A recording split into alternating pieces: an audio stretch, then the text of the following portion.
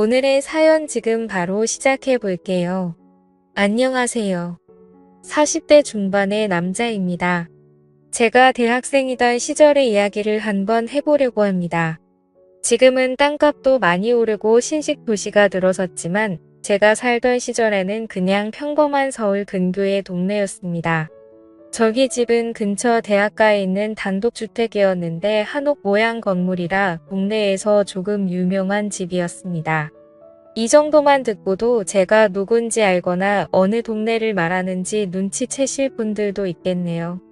아무튼 저는 그 집의 장남으로 동네에서 유명한 사고뭉치였는데 결국 노는데 정신이 팔리다 보니 대입에 실패하고 말았어요.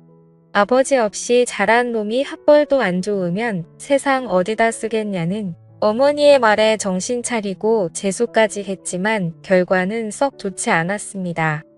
군대를 다녀와서도 별로 할 일 없이 지내고 있었는데 어느 날 어머니가 여권이랑 비행기 티켓을 저에게 내미시더군요. 무슨 일인가 했는데 아버지가 생전에 친했던 친구분을 통해 유명한 곳은 아니지만 외국에 있는 대학교에 입학수속을 밟아놨다고 거기 들어가서 딱 4년만 고생하고 졸업장만 받아오라고 말하시는 거예요. 제가 그동안 어머니 속을 많이 썩였나 싶기도 하고 사실 어머니 모양새가 이 학교를 가지 않으면 거의 저를 밖으로 내쫓아 버리겠다 하는 모양새여서 그렇게 호롤단신으로 유학길에 올랐습니다. 앞으로의 새로운 생활을 기대하면서요. 부끄러운 이야기지만 사실 결과는 그렇게 좋지 않았습니다. 첫 해에는 그나마 마음 잡고 공부를 하려고 했는데 공부를 잘하던 사람도 아닌데 갑자기 외국에 나가 다른 나라 말로 공부를 하라니 아주 고역이더라고요. 그런 힘든 시기를 보내는 건 저만이 아니었는데 학교에도 저같이 최종 학력을 위해 들어온 한국 친구가 있었습니다.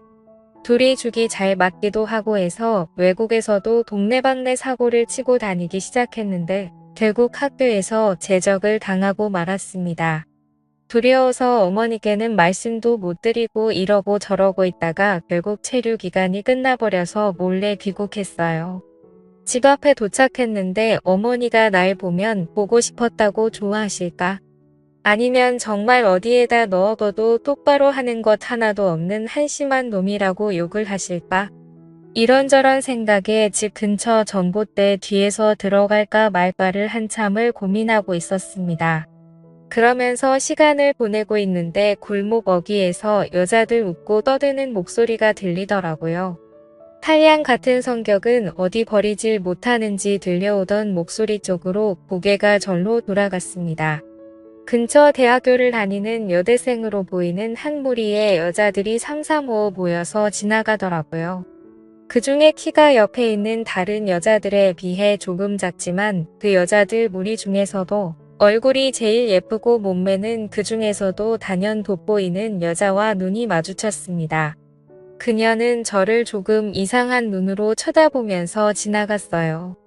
그도 그럴 것이 전봇대 뒤에 웬 남자가 몸통보다 커다란 캐리어를 들고 우물쭈물대는 모습이었을 테니 의심 가는 건 당연한 거겠죠? 여자들이 지나가니 저도 모르게 고개가 따라갔는데 이 여자들이 한 명도 빠짐없이 전부 다 우리 집으로 들어가는 게 아니겠어요? 그래서 이게 무슨 상황이지? 하는 생각이 들었습니다. 더욱더 혼란해진 저는 집 대문 앞에는 발도 못 붙이고 계속 전봇대 뒤에서 무슨 상황인지 파악하느라고 가만히 있었죠. 그런데 얼마 안 있어서 경찰이 오더라고요. 수상한 남자가 집 앞에 서 있다고 신고를 받고 왔다고요? 경찰에게 저 여기 사는 사람이라고? 이 집 아들이라고 설명을 드렸는데 믿지를 않아서 결국엔 현관문 초인종을 누르게 되었습니다. 어머니는 식당에 일로 갔을 시간이라 없을 터이니 결국 아까 그 조그만 여자가 나와서 경찰에게 저 사람이 맞다고 수상한 사람이라고 하더라고요. 그렇게 경찰서까지 다녀와서 어머니에게 연락을 드리고 귀를 꼬집힌 채 질질 끌려 집까지 왔습니다. 거실에서 무릎을 꿇고 앉아 혼나고 있는데 여자들이 한 명씩 번갈아 가며 나오면서 저를 흙을 틀고 보더라고요. 한참을 혼내다가 그래도 자식이기는 부모 없다고 어머니는 얼마나 힘들었으면 거기서도 그랬겠냐며 차라리 잘 됐다고. 손이 모자라서 힘들었는데 엄마 하는 일이나 도우라고 하더라고요. 우리 집에 있는 저 여자들은 뭐냐고 물었더니 여자 혼자 몸으로 자식 새끼 외국에 보내놨더니 학비에 너무 힘들어서 제가 없는 동안 빈방을 하숙집으로 돌리고 계셨던 것이었습니다. 여자 혼자 사는 집이라 처음에는 남학생들을 받았었는데 매일 술에 취해서 행패 부리고 그러는 대학생들을 어머니 혼자서는 감당을 못하시다가 다 내쫓아버리고 여대생들만 받게 되었다고 하셨습니다. 제가 쓰던 방도 이미 여대생 중 한 명이 차지한 상태였고 저는 다락방 신세를 지게 되었어요. 여자만 사는 하숙집에 남자가 들어와서 불편해하는 학생들을 위해 어머니는 2달치 방세를 깎아주는 조건으로 여대생들을 설득했습니다. 그 최고가 작은 여자가 저를 몹시도 불편한 눈으로 쳐다보고는 제가 쓰던 방문을 열고 들어가더군요. 저도 너무 화가 났습니다. 저 여자 때문에 경찰서도 다녀오고 심지어 제 방까지 빼앗긴 꼴이었으니까요. 덕분에 하숙집 손해를 많이 봤다며 식당 일을 도우게 되었죠. 아무튼 그렇게 5명이 여대생들과 동거 아닌 동거를 시작하게 되었습니다. 그래도 왕년에 여자 꽤나 울려본 저였던지라 같이 사는 여대생들하고 친해지는 건 문제도 아니었습니다. 오히려 여자들하고 같이 살게 되니 좋더라고요. 어디 멀리까지 안 가도 젊고 예쁜 여자들이 항상 집에 있고 친해지다 보니 술도 자주 마시고 무슨 일이 있을 때마다 저를 불러서 도움을 요청하는데 애인이 5명이 동시에 생긴 것 같은 기분이 들었습니다. 무더운 여름 때였는데 마당이 딸린 주택이다 보니 거기다가 자리를 깔고 술도 자주 마셨습니다. 미녀 여대생들과 마시는 술은 무엇보다 값진 추억이었어요. 그녀들이 여름이라 옷들도 시원하게 입고 있노라면 고개를 둘 곳을 찾지도 못할 정도로 어디를 봐도 숨이 턱 넘어갈 만큼 여자들에게 둘러싸인 환경은 남부러울 것 없었죠. 그런데 단 1명. 저를 보고 경찰을 부른 그 여자와는 도무지 친해질 수 없었습니다. 첫 만남부터 살짝 어긋난 것 때문인지 묘하게 저와는 거리감을 두더라고요. 어차피 하숙집을 떠나면 또 만나겠어 하는 생각도 있고 다른 여자들과는 사이가 좋으니 별로 신경은 쓰이지 않았습니다. 제가 지내는 다락방은 어머니가 지내는 방 바로 옆에 들어가는 문이 있었는데 그 문은 제가 살 때는 없는 문이었습니다. 학생 1명 더 받아보겠다고 무리하게 문을 만들어 개조를 했는데 아무리 잘 꾸며놔도 누가 곰팡 내나는 다락방에서 살고 싶어 하겠어요. 결국 방을 채우지 못하고 빈 방으로 내버려 두고 있었는데 마침 제가 돌아와서 지낼 수 있었던 거죠. 단열도 잘 안 되는 여름에는 지내기가 아주 죽을 맛이었습니다.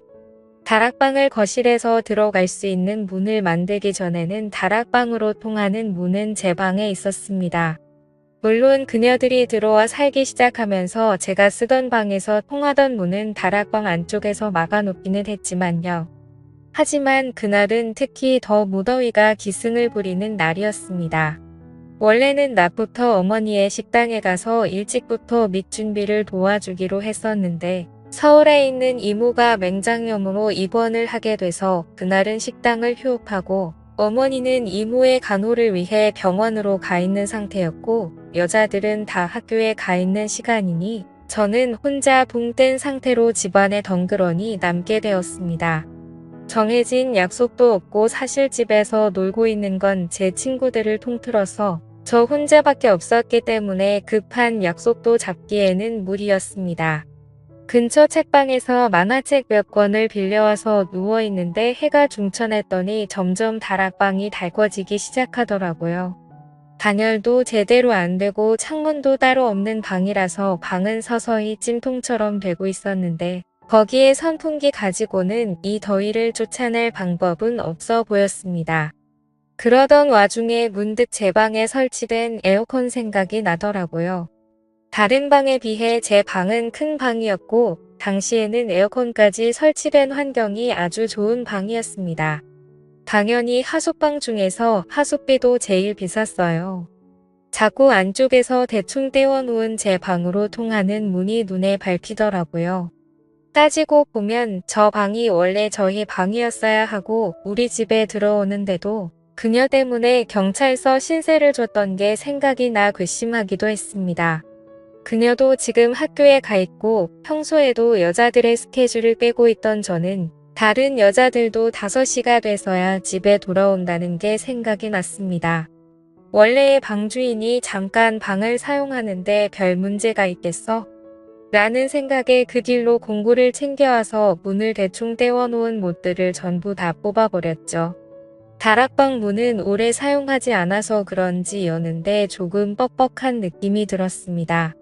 하지만 정말 오랜만에 제 방에 들어오게 되었죠. 제가 쓰던 침대는 여자 느낌이 물씬 나는 분홍색 이불로 교체되어 있었지만 제가 쓰던 책상이나 서랍장은 전부 다 그대로였습니다. 이 여자는 에어컨을 언제부터 틀어놓은 건지 방은 이미 제가 들어갔을 때부터 시원해 있었어요. 혹시나 침대가 눈에 들어왔지만 그래도 흔적이 남기 쉬울 것 같아서 바닥에 자리를 깔고 누웠습니다. 빌려온 만화책을 바닥에 엎드리다시피 누워보고 있는데 지상 낙원이 따로 없더라고요. 그리웠던 제 방의 에어컨까지 시원해 있으니 다락방으로 돌아가고 싶다는 생각이 들지 않을 정도였어요. 그 안락함에 취해버린 건지 어느덧 저는 잠에 들고 말았습니다. 현관문이 열리고 집 안으로 여자들이 돌아오는 소리에 놀라서 잠에서 깨버렸는데 너무 당황한 나머지 어쩔 줄은 모르고 있다가 그대로 침대 밑으로 굴러들어가 버렸어요. 침대 밑에 숨어서 심장은 터질 듯이 뛰고 있는데 지금 생각해보면 여자들이 돌아온 걸 깨달았을 때 얼른 다락방 문을 통해 들어갔어도 되지 않았겠나 싶은데 절대는 없는 거니까요. 만약에 문이 삐그덕거리는 소리에 제가 들어왔던 걸 눈치채면 가뜩이나 사이도 안 좋은데 방에 몰래 들어왔다는 낙인이 찍히고 어머니가 하는 하숙집 사업도 망할 수도 있지 않겠나 싶어서 침대 밑에서 숨죽여 상황을 지켜봤습니다. 그녀가 방으로 들어왔는데 정말 심장이 터질 것만 같은 기분이 들더라고요. 너무 빨리 뛰어서 밖에서 들리지 않을까 하는 걱정도 되었는데 다행히도 그녀는 제가 침대 밑에 있는 걸 눈치채지 못한 것 같았습니다. 한참을 침대 밑에 누워있으니 몸이 뻐근하고 불편했지만 저와 어머니의 미래를 위해 숨어있는 걸 포기할 수는 없었습니다. 그 와중에 또 남자라고 침대 밑에서 그녀가 뭘 하고 있는지 너무 궁금하더라고요. 고개를 돌리니 그녀의 맨발밖에 보이지 않았는데 침대 밑틈으로 살펴보니 그녀는 책상 앞에 앉아 있었습니다.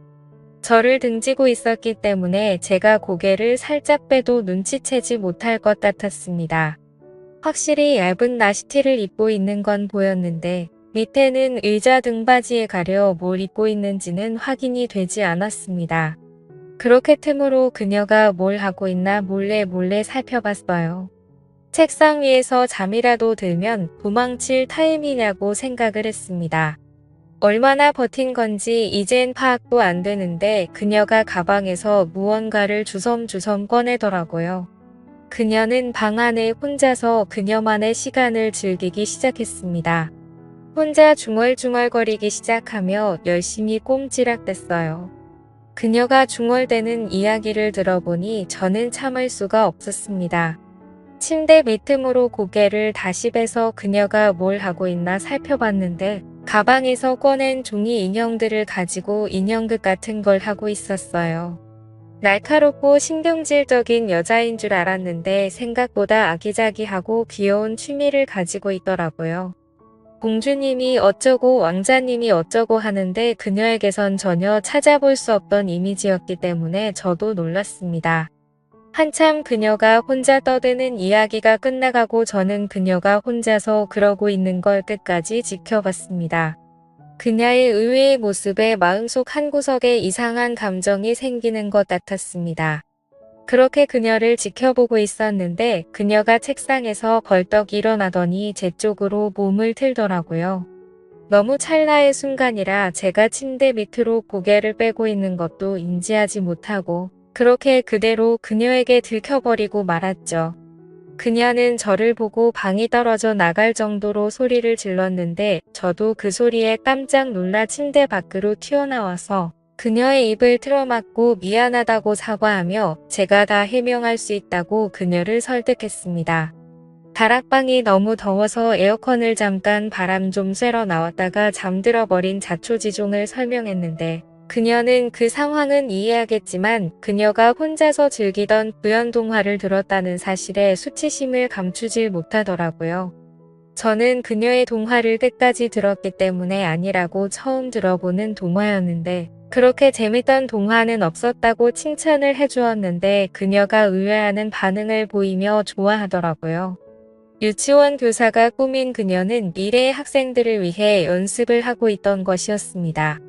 오히려 그런 마음씨가 더 예뻐 보이고 어느 날부터는 자기 전에 그녀가 자꾸 떠올라서 잠도 이루지 못하겠더라고요. 다락방 문은 그날 이후로 방 쪽에서 틀어막아 버려서 그녀의 방에 2번 다시 들어갈 수는 없었습니다. 그날 이후로 그녀도 제게 마음을 열어 다른 여자들하고 술을 마실 때도 참석하고 저와 몇 번의 시간을 보내기도 했습니다. 그녀도 저도 서로를 의식하고 있었지만 누가 먼저 나서서 서로의 마음을 내비치지는 않았습니다. 그렇게 그녀는 학교를 졸업하면서 하숙집을 떠났는데 그때까지도 그녀는 저의 마음을 눈치만 채고 있었지 확인받지 못했죠. 지금은 저도 이렇게 어른이 되었고 가끔씩 어머니의 집에 가서 저와 그녀의 방이었던 그곳을 바라보면 그때 제 마음을 전하지 못했던 게 가끔은 후회가 됩니다. 지금의 아내와는 아무런 문제가 없지만 제가 그녀에게 제 마음을 일찍 말했더라면 제 옆에 있는 사람이 다른 사람일 수도 있지 않을까 하는 생각을 하면서 이만 사연 마치겠습니다. 오늘의 사연은 여기까지네요. 긴 사연 끝까지 들어주셔서 감사합니다. 구독과 좋아요 잊지 말아주세요.